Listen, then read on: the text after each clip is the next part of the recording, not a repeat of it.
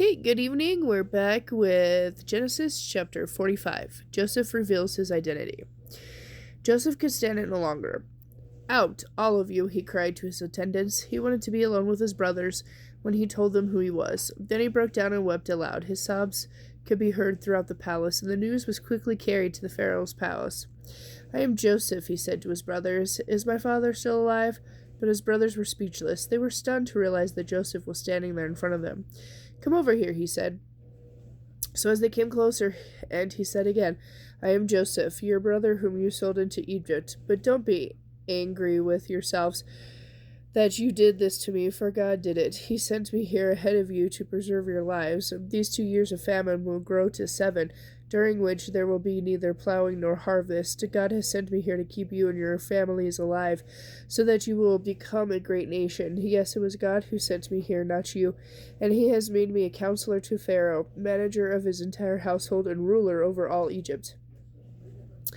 Hurry, return to my father and tell him, this is what your son Joseph says. God has made me master over all the land of Egypt. Come down to me right away. You will live in the land of Goshen, so you can be near me with all your children and grandchildren, your flocks and herds, and all that you have. I will take care of you there, for there are still 5 years of famine ahead of us. Otherwise, you and your household will come to utter poverty. Then Joseph said, you can see for yourselves, and so can my brother Benjamin, that I really am Joseph. Tell my father how I am honored here in Egypt, to tell him everything you have seen, and bring him to me quickly. Weeping with joy, he embraced Benjamin, and Benjamin also began to weep. Then Joseph kissed each of his brothers and wept over them, and then he began talking freely with them. Pharaoh invites Jacob to Egypt. The news soon reached Pharaoh. Joseph's brothers have come. Pharaoh was very happy to hear this, and so were his officials. Pharaoh said to Joseph, tell your brothers to load their pack animals and return quickly to their homes in Canaan. Tell them to bring your father and all their families to come here to Egypt to live. Tell them, Pharaoh will assign to you the very best territory in the land of Egypt. You will live off of the fat of the land. And tell your brothers to take wagons from Egypt to carry their wives and little ones, and to bring your father here. Don't worry about your belongings, for the best of all the land of Egypt is yours. So the sons of Jacob did as they were told. Joseph gave them wagons as Pharaoh had commanded, and he supplied them with provisions for their journey. And he gave each of them new clothes, but to Benjamin he gave 5 changes of clothes and 300 pieces of silver. He sent his father 10 donkeys loaded with good things of Egypt, and 10 donkeys loaded with grain and all kinds of food to be eaten on his journey. Excuse me. So he sent his brothers off, and as they left, he called after them, don't quarrel along the way. And they left Egypt and returned to their father Jacob in the land of Canaan. Joseph is still alive, they told him, and he is ruler over all the land of Egypt. Jacob was stunned at the news. He couldn't believe it. But when he had given Joseph's messages, and when he saw the wagons loaded with the food sent by Joseph, his spirit revived. Then Jacob said, it must be true. My son Joseph is alive. I will go and see him before I die. Genesis chapter 46. Jacob's journey to Egypt. So Jacob set out for Egypt with all his possessions.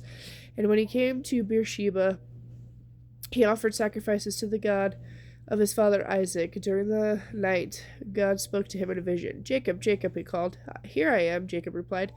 I am God, the voice said, the God of your father. Do not be afraid. Go down to Egypt, for I will see to it that you become a great nation there.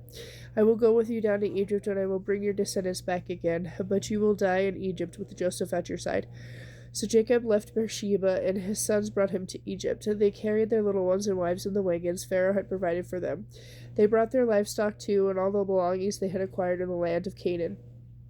Jacob and his entire family arrived in Egypt, sons and daughters, granddaughters, grandsons, and his descendants. These are the names of the Israelites, the descendants of Jacob, who went with him to Egypt. Reuben was Jacob's oldest son. The sons of Reuben were Hanok, Palu, Hezron, and Carmi.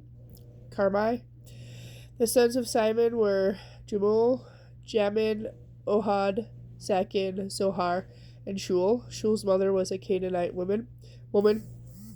The sons of Levi were Gershon, Kohath, and Merari. The sons of Judah were Onan, Shelah, Perez, and Zerah, but and Onan had died in the land of Canaan. The sons of Perez were Hezron and Hamul.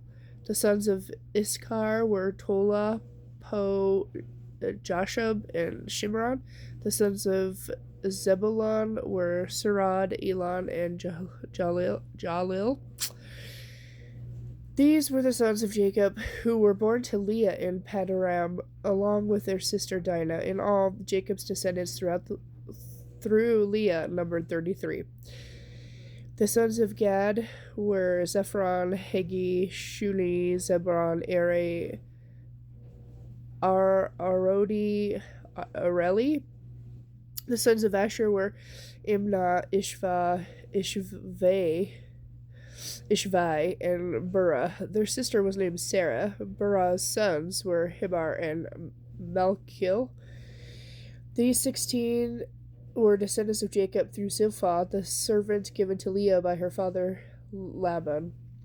The sons of Jacob's wife Rachel were Joseph and Benjamin. Joseph's sons born in the land of Egypt were Manasseh and Ephraim. Their mother was Asnath, and daughter of Potipharah, priest of Helopolis.